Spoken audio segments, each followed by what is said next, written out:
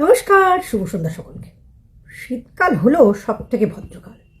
কিছু ন্যাংটো ন্যাংটো মামনি যারা কোনো দিন শাড়ি জামা কাপড় পরেই না, সবসময় খুলে থাকতেই ভালোবাসে আর কি, গরম বলে ছুতো দিয়ে যা বলে। শীতকাল আসলে সেই শীতের মৌসুমটা তাদেরকে একটু জামা কাপড় পরতে সহযোগিতা করে আর কি।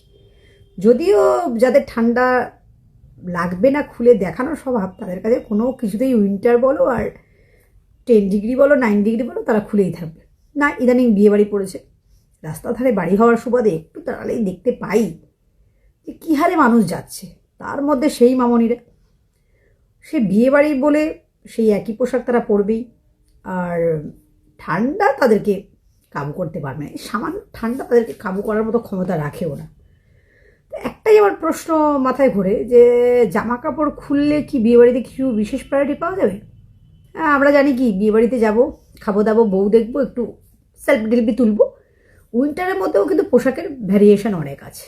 আমি যেমন পরে আছি একদম গুড লুকিং পোশাক, এরকম পরে কিন্তু বিয়েবাড়ি যাওয়া যায়। শাড়ির সাথে অন্য কিছু শালকেও ক্যারি করা যায়, লেহেঙ্গার মতো, যেটা মানুষ স্টাইল করতে পারে। তা সত্ত্বেও কিন্তু মামুনিরা সেই খুলে যাবে। এখানে বোঝা গেল যে বিয়েবাড়িটা হলেও আমার উদ্দেশ্যটা হচ্ছে আমার গাটা দেখানো। যার যত গা দেখাতে পারবে সে ততই পপুলার হবে। আর হ্যাঁ, এই ভিডিওটা দেখার যদি কারো কাছে পৌঁছে যায়, সে বলবে তুমি ব্যাকডেটেড আন্টি টাইপের। হ্যাঁ, অবশ্যই আমাদেরও 15 বছর ছিল, তবে কিন্তু অসভ্যতামিটা আমরা শিখি। আন্টি কিছু কিছু ক্ষেত্রে আন্টির মতো থাকাই উচিত, কারণ আন্টির মতো থাকলে যদি সভ্যতা বজায় থাকে তাহলে আন্টি হওয়াটাই বোধহয় স্বাভাবিক। পোশাক খুললেই যে মডার্ন হওয়া যায় না, পোশাক পরেও কিন্তু মডার্ন হওয়া যায়।